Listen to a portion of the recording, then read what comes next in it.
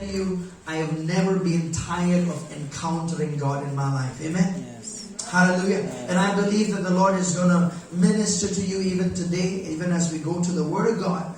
So now when you think about the word encounter, I want you to have these words in your mind, all right? The word encounter means to meet. To meet. Now the word encounter has both negative and positive meanings. But this morning we're talking about encountering with God, which is a positive encounter. Amen. That means whenever you encounter God, there'll be some things that you'll experience in your life that you can never have experienced unless God met you. Amen. So when you have the word encounter, I want you to also think about the word engage. When you are encountering with God, you are engaging with God. God is engaging with you. Amen? Amen. Hallelujah. When you talk about encountering, it is a face-to-face moment with God. Amen?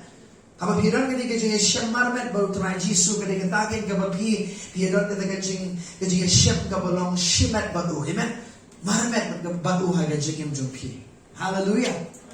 Amen. It also means this. It means to come upon or experience especially the unexpected. That means when you are encountering God in your life, there will be some unexpected things that God is going to do in your life. Yes. Amen. Hallelujah. Now I know some of you are here and you I'll give you my testimony and this message will help you this morning, alright? When you talk about encountering with God. Stay with me, alright?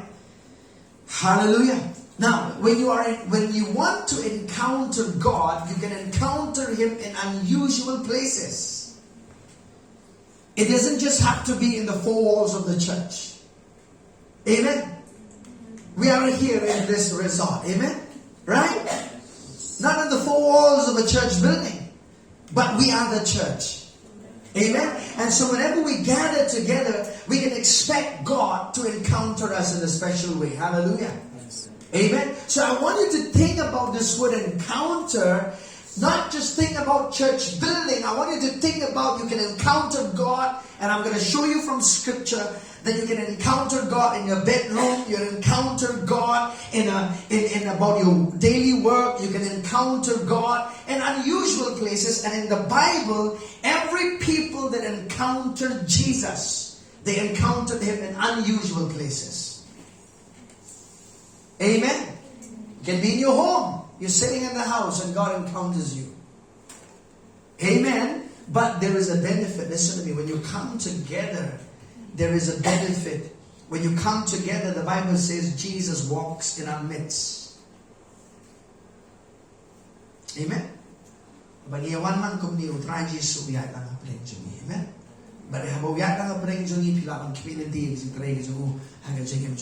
Amen. Amen. Woo, glory to God. Alright, let's go with, I'm going to give you points, alright? I'm going to teach you some things, alright? So I want you to stay with me this morning, alright? Now, do you know when Adam experienced God, he experienced God in a garden? Right? It's called Eden, isn't it? Right? Don't you think that's an unusual place? Right? Because Eden means what? Eden simply means an open heaven from God. An open heaven with God. Alright? Amen. Eden means it's an open space an open heaven where God opens up for Adam and Eve to be able to commune with God. To have encounters with God. Amen? Amen? Amen. How many of you brought your Bibles? Let me check. Let me see. Come on, lift up your hands. Good. Some of you bought your holy phones also. Good.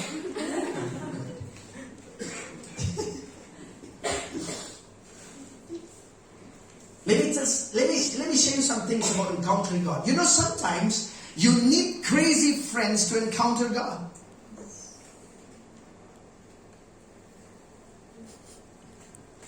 Amen. I'll give you an example. You remember there was a paralytic man who was sick. And his four crazy friends said, Today, I'm going to take you to the presence of Jesus. You're going to be healed. And you know what they did? They carried him from the bed. And because there were so many people in the house of Jesus in Capernaum, the Bible says, they opened up the rooftop and brought that person in the presence of Jesus. And Jesus healed that man. And told him, hey, you carry your bed and walk back home. It was a Sabbath day. And the Pharisees got mad at Jesus. Amen? So sometimes, for you to encounter God, God can bring some friends in your life to take you to a place where God is manifesting his hands. Amen? Amen. Glory to God.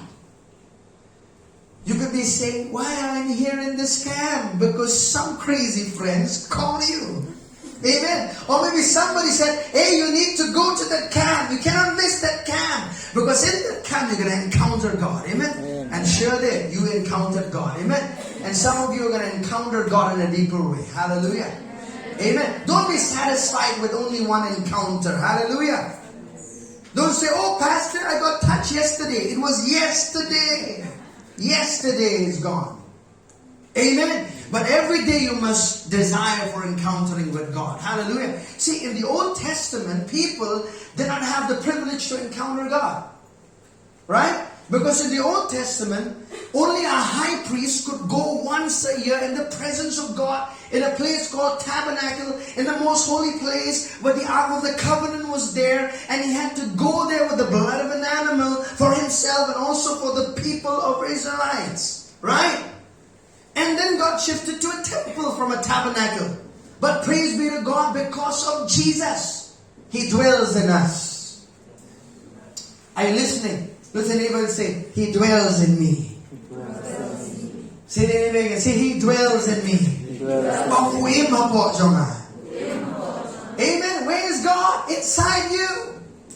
So you can encounter him every moment. Amen. See, I came and I was so tired riding, we woke up 4 o'clock in the morning.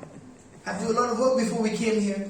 And I thank God for my wife. She's taking care of the kid. She's having ministry in the house.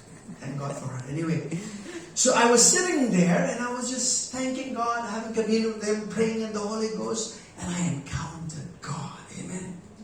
Amen. See, when you encounter God, don't just think about the spectacular things. You understand? Don't just think about having a dream or having a vision, an open vision where you see Jesus. I'll tell you, every encounter with God, it is spiritual. Whether it is within you, whether you see a vision or a dream, that is encountering God. Amen? And the purpose of that encountering is that you could experience something from God. Amen? You cannot